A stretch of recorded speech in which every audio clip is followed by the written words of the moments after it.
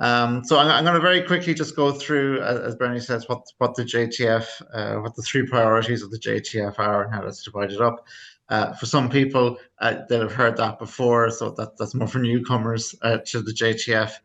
And then I'll give you a quick update on where we are in the program at the moment. So it's a brand new program. It hasn't existed before this EU programming period. So we've been working fast to get things up and running, and I'll let you know where we are in that process. So first off, the EU JTF comes under one single specific objective. This is the what it's all about in one sentence. And so the single specific objective is that the fund shall contribute to this to enabling regions and people to address the social, employment, economic, and environmental impacts of the transition towards Ireland's climate goals and to create a climate neutral economy by 2050.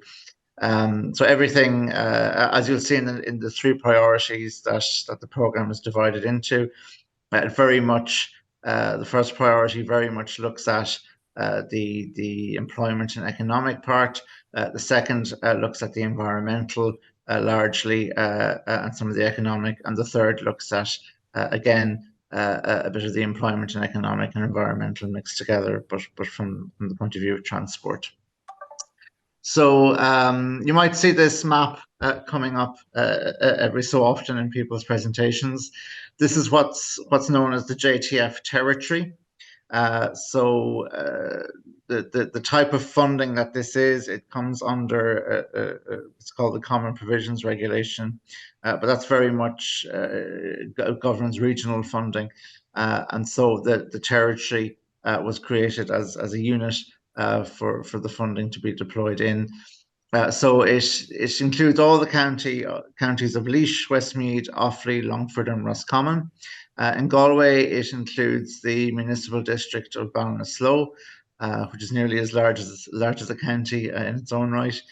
In Tipperary, it includes Carrick-on-Suir and Thurles, and in Kildare, it includes Athy and Clonmacnoise. So that's the territory. There was a lot of analysis done over the last few years by different organisations, and based on that analysis, this was agreed between Ireland and the Commission to be our territory. It's quite large geographically, and even compared to other European. The fund is initially comes from sort of coal producing regions, and they tend to have dense population centres around coal mines, whereas in Ireland, because it's peat production, we've low population density over a large area. So that's where the territory comes from. So the first priority is about generating employment by diversifying the local economy. Over half the fund in total is 169 million. Over half of it is going to this priority because it's the most important priority. And the other two priorities, as you'll see, are expected to support this priority to some extent. So within that, we have three delivery partners, Fáilte Ireland, Pobal, and the Department of Agriculture, Food and the Marine. So you'll hear from Fáilte Ireland and Pobal after this presentation. The first action in this priority is around supporting the economic diversification of the local economy through the development of the regenerative tourism sector. And there's 38 million of the fund allocated to that. Then the second is around supporting the implementation of local and regional economic strategies. So these are regional economic plans and local economic and community plans, and it's a mechanism for funding some of the actions through those. And that's 29 million allocated to that. And finally, there's supporting research, development and innovation in the bioeconomy sector, and there's 20 million allocated to that. So the thing about EU funding is that it comes with targets. So the goal is across all these priorities, across these actions, to support at least 453 enterprises through various means, to enable at least 5 LECPs or REPs, and then to get 16 enterprises involved in research around the bioeconomy. Then priority 2, this is the environmental part of that single specific objective. And you're looking at restoration of degraded peatlands and regeneration of industrial heritage assets. So there's 57 million euro of the fund allocated to this priority. The delivery partners are the National Parks and Wildlife Service, again, the Department of Agriculture, Food and the Marine, and Fáilte Ireland. So the first action there is around restoration and rehabilitation of degraded peatlands, especially fenlands. There's 12 million towards that work. Research, knowledge transfer, and monitoring activities for farmed peat soils. This is the Midlands Carbon Catchment Scheme, and there's 15 million allocated to that. And finally, there's the regeneration and repurposing of industrial heritage assets. This is a Fáilte Ireland working on a network of trails for the Midlands, and there's 30 million allocated towards that. And there's some ambitious targets around how much land will be rehabilitated or restored or used for trails under this priority. Then the final priority is around transport. So there's 18 million allocated to smart and sustainable mobility options. Again, 3 actions. The first 2 are very closely linked to each other. So the NTA will be working with local bus operators to explore how to electrify the bus routes across the Midlands and how to support that move to low carbon forms of transport. And then the final action is the Zero Emission Vehicles Ireland action for the installation of publicly available charge point infrastructure at community centre sites. And again, you have the targets there. The CO2 targets and the enterprise is supported is linked to bus companies in the region. So again, it's a minimum target. We hope that more than 12 will be helped out.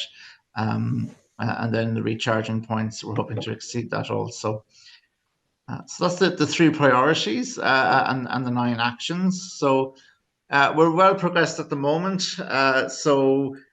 There's 6 at the moment that have gone through all the pre-approval processes and are now developing their call documentation. So there's 70 million of the fund currently at this stage. That's the second bioeconomy call. There's been one already. The peatland restoration scheme, the carbon catchment scheme, the network of trails, and the electric bus schemes are at this point in time. So we're busy in EMRA in discussions with all of them, crossing T's and dotting I's to get the documentation ready and to get calls launched on those. There's currently applications being received on through 1.1 economic diversification and through the community and enterprise grants. So these are the 2 talks that will follow. And finally, there's 3 calls that are closed off and projects are being selected. So the first bioeconomy call, the ZEBI charge points and the LECP REP, the first chunk of that funding. So there's 49 million of projects currently being selected. So that's where we are at the moment. The JTF was the last fund to be approved in Europe and the first fund that has to spend. So we're under quite a lot of pressure. So hopefully the next time you come along, there'll be more of that money moving from that first slide on 70 million towards this slide, and you'll see that 49 million increased as we get the funding out the door to the people who like yourselves, who are going to implement the projects. So coming up, just some things to keep an eye out for, that there aren't definite dates yet for these, but the next bioeconomy call, so if you've got particularly bioeconomy research, that should come out in March or April. The MPWS schemes, they'll be looking for stakeholders in the second half of this year. The carbon catchment call, again, that research call around farmed peat soils, that will be in the second quarter of this year. And then there'll be a conference, so those the ones for bus companies, that will kick off at a conference, and that'll likely be Q2, Q3 of this year as well. So keep an eye out for those, and we'll have more information sessions like this as they start to roll out. And a quick reminder, so if you have any questions at all, just you can get in touch with us at eujtf@emra.ie. If we can't answer ourselves, we'll hand you over to a delivery partner who can. Make sure you subscribe. You probably have subscribed if you're at this meeting because you would have gotten notification through the newsletter. But so please share the newsletter with your colleagues and with anyone who you think might be interested, so they can sign up as well and keep in the loop on what's happening on the fund. And we'll keep new calls appearing on the EMRA website as well as our delivery partner websites. And of course, we'll be announcing them through the social media channels as well for the platform formerly known as Twitter and for LinkedIn as well.